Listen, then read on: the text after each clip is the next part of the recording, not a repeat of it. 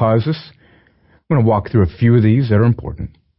So we have something underlying causing accumulation of fluid within the cavities. Now with neoplasia, it's interesting because with neoplasia, let it be breast cancer or lung cancer, the effusions that are taking place in the pericardial cavity could be perhaps bloody. The type of fluid that is accumulating within your cavity, let it be pleural cavity or here the pericardial cavity, will be slow. So you can actually accumulate quite a bit of fluid before the patient actually feels the symptoms, right? Of what? Fullness. So this is not so much about accumulating fluid rapidly, like cardiac tamponade, secondary to ventricular wall rupture. Is that clear? Post-myocardial infarction could be a cause, and we've talked about this as well. Remember, post-MI, let's say a week into this, you have a scar formation, but it's not very strong. You have ventricular aneurysm, and you're always at risk for rupture.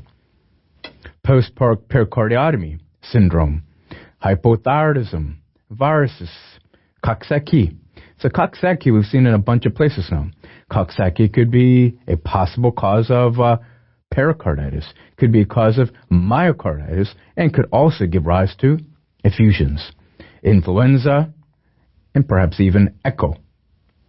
Bacteria, staph, tuberculosis is a big one. Tuberculosis at times could be a type of fluid where it's hemorrhagic.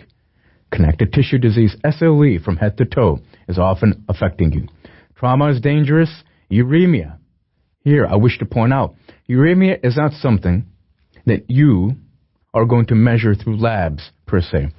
Uremia, to you, should automatically mean renal failure. And by renal failure, I mean chronic renal failure, okay?